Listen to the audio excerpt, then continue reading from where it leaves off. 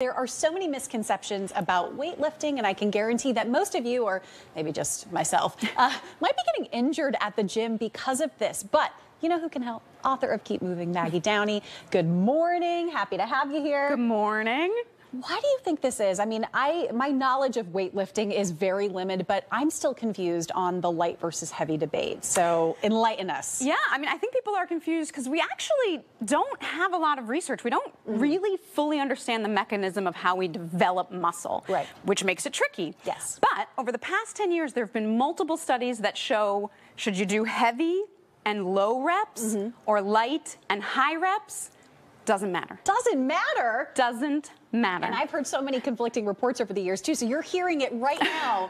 It does not matter. So what do you recommend to your clients when they come to you and say, okay, I want to get started? I recommend doing what you're more likely to do. So if you like that, like, off, right? Like heavy weight, you're going to pick up heavy weight. If that is like, makes you nervous and you're like, I'm so tense, then you do lightweight. Okay. But the goal, what matters is working to fatigue. So whether you have a heavy weight and you work till you're tired or a lightweight and you keep going till you're tired, it's about fatigue that's going to make the change. Good to know as well. And I think there's also a misconception too. I think a lot of women who might be working out think that if they're using heavier weights that they'll, bulk up or something. And that's totally false. No, women are very afraid of getting bulky. And the truth is, to get bulky, it's a process. You are training hard. You're not taking 2 strength classes a week. You're training hard and changing your whole diet, increasing your calories to put on weight. And then when you're ready, you like decrease your calories and reduce them. But you're eating more than you're burning and gaining weight to bulk up. Because it has nothing to do with just the gym. It has everything to do with your diet as well. Yes. And overall lifestyle trends. But there are some weights on the floor here.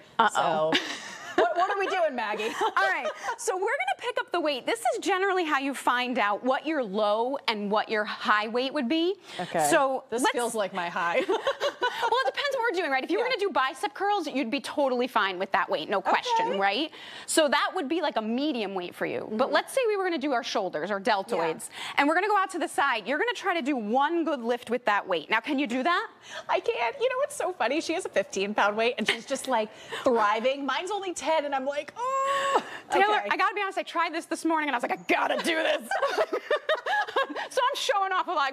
But like, if I couldn't do it, bad form, I'd bend or do something wonky. Yeah. So whatever weight, whatever muscle you want to work, whatever weight you can do 1 rep with good form, that's your max. Okay. So then if you're gonna lift heavy, you would do 80% of that number. Okay. And if you're gonna do light, you do 30% of that number.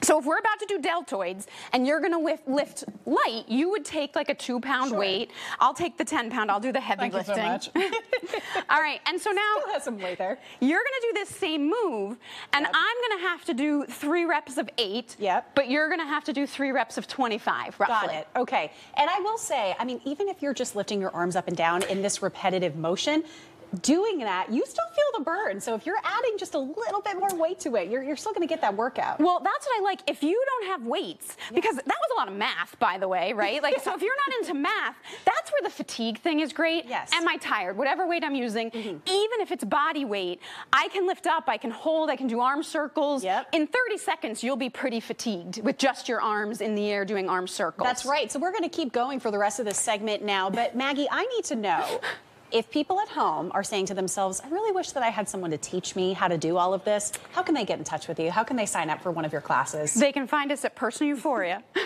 Personal Euphoria, that's it.